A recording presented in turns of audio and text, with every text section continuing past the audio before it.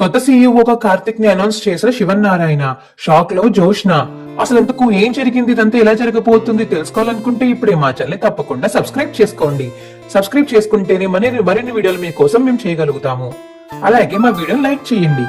ఇక శ్రీధర్ ని పోలీసులు అరెస్ట్ చేయడం తోటి ఏంటి సార్ అసలు ఏమైంది అని శ్రీధర్ కోసం శివనారాయణ అయితే పోలీస్ స్టేషన్ కి వస్తాడు. మామయ్య గారు మీకెలా తెలిసిందండి?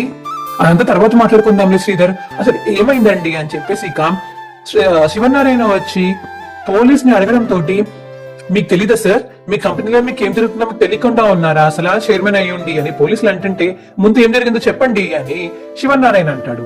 మీ ఫుడ్ ట్రక్ బిజినెస్ లో అది టిఫిన్ తినడం వల్ల చాలా మంది కళ్ళు తిరిగి పడిపోయారు, అందులో ఫుడ్ పాయిజన్ అయ్యిందేమో అని మా అందరికి డౌట్ గా ఉంది, అందుకే టెస్ట్ కి ల్యాబ్ కి పంపించాము అని పోలీసు చెప్పడం తోటి అలాంటి పొరపాటు ఎక్కడ జరగకుంటది సార్, అసలు మా దాంట్లో ఇప్పుడా జరగదు అని చెప్పేసి శివనారాయణ అంటుంటే ఏమో ల్యాబ్ కి పంపించాం కదా టెస్టులు రానివ్వండి అని పోలీసులు అంటారు.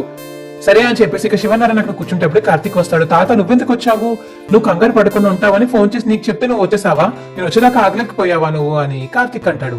రే కార్తీక్ అని శ్రీధర్ పిలుస్తుంటే ఏంటి నాన్న ఇది, నేను జాగ్రత్తగా ఉంటామని చెప్పానా, ఆ జోష్న ఇదంతా చేసి ఉంటుందని నా డౌట్ అని చెప్పేసి కార్తీక్ అంటే జోష్న ఎందుకు చేస్తుందిరా, జోష్నకు అసలు నిజం తెలియదు కదా నేను తన ఫ్రాడ్ బయట కనిపెట్టాను అని తనకు తెలియదు కదా అని శ్రీధర్ అంటే ఏమో కాశీక్ అని చెప్పే ఉంటాడు, కాశీకి తెలుసా అని కార్తీక్ అడుగుతుంటే కాశీకి తెలుసు అని శ్రీధర్ అంటాడు. అయితే కాశీ చెప్పుంటాడు అని కార్తీక్ అంటే అవునా అవునా తనే చెప్పుంటాడు అనుకుంటున్నానే అని చెప్పేసి ఇక శ్రీధర్ అంటాడు. సరే ఇదంతా తర్వాత మాట్లాడుకుందాం, ముందు నేను జైలు నుంచి బయటికి తీసుకురావాలి, ఉండు ఆ పోలీస్ ఎక్కడ అని ఎస్ అయితే మాట్లాడతాడు కార్తీక్.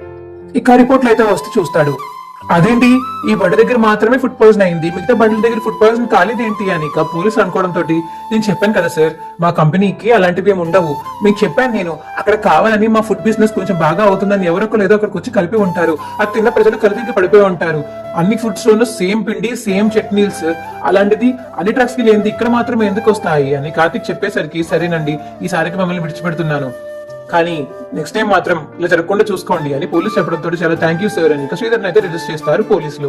ఇక రిలీజ్ అయిపోయి బయటకు వచ్చాక మావయ్య గారు నన్ను క్షమించండి, నేను అసలు ఇలా జరుగుతుంది అనుకోలేదు, నేను సీఈఓ పోస్ట్ కి అర్హుణ్ణి కాను అని శ్రీధర్ అంటే అయ్యో ఒక తప్పుకి ఇలా అనుకుంటే ఎలా శ్రీధర్, మీ కోడలు ఉందంటే ఎన్నిసార్లు తప్పులు చేసిందో తెలుసు కదా నీకు, ఎన్నిసార్లు చేసినా సరే ఇంకో ఛాన్స్ అడిగేది, అందుకే సీఈఓ పోస్ట్ నుంచి తనని తీస్తాను, కానీ ఈ తప్పు నీ వల్ల జరగలేదు, అన్ని ట్రక్స్ దగ్గర ఫుడ్ బాగానే ఉన్నప్పుడు ఈ ట్రక్ దగ్గర మాత్రమే ఎందుకు అలా అయిందో కనుక్కోవాలి మనం అని శివనారాయణ అంటే లేదు సార్ లేదు మావయ్య గారు, నా బదులు నా కొడుకు సీఈఓగా ఉంటాడు అని శ్రీధర్ చెప్పేసరికి అయ్యో మాస్టారు నాకొద్దు అని కార్తీక్ అంటే పర్లేదు నువ్వు ఉండడమే కరెక్ట్ అని చెప్పేసి శివనారాయణ శ్రీధర్ అయితే ఒక నిర్ణయానికి వస్తారు, కార్తీక్ సీఈఓ చేద్దామని.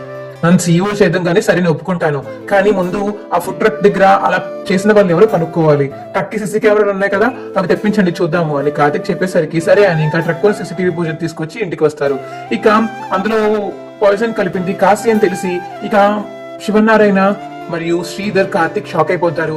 ఏంటి కాశీ కలిపాడా, ఎందుకు కలిపాడు, తను వ్యాపారం తనే లాస్ చేసుకోవడానికి ఎందుకు చూస్తాడు, అసలు శ్రీధర్ ఎక్కడికి వెళ్ళాడు ఏంటో అని ముగ్గురు టెన్షన్ పడి డౌట్స్ తో అలా ఉండిపోతారు. అరే కాశీ విషయం తర్వాత చూద్దాం, ఈ గొడవ సెటిల్ అయిపోయింది కదా, ఈ గొడవ బయటకి ఎవరికి తెలియకూడదు సరేనా అని కార్తిక్ అయితే శివనారాయణ దగ్గర శ్రీధర్ దగ్గర మాట తీసుకుంటాడు. ముఖ్యంగా నాన్న నువ్వు అసలు స్వప్నకి ఈ విషయం చెప్పకూడదు, అర్థమైందా, చెప్పావంటే ఇక స్వప్న కాశీతో అసలు మాట్లాడదు అని కార్తిక్ చెప్పడంతో సరే చెప్పను రా, తను కావాలని చేసి ఉంటాడు, ఎవరు మ్యానిపులేట్ చేసి ఉంటారు అని కార్తిక్ చెప్పడంతో సరే చెప్పను అని శ్రీధర్ ఒప్పుకుంటాడు కార్తిక్ మాటలకి.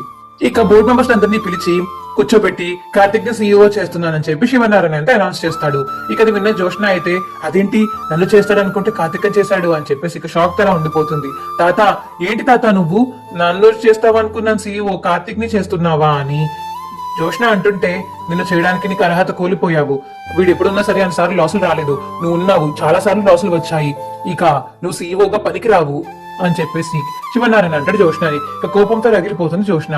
అంటే ఎంతటికి కారణం నాకు తెలిసి జోష్న అయ్యి ఉంటుంది, ఎవరితోనో చేతులు కలిపి కాశీతో ఇలా చేయించింది అని కార్తిక్ అయితే డౌట్ వస్తుంది.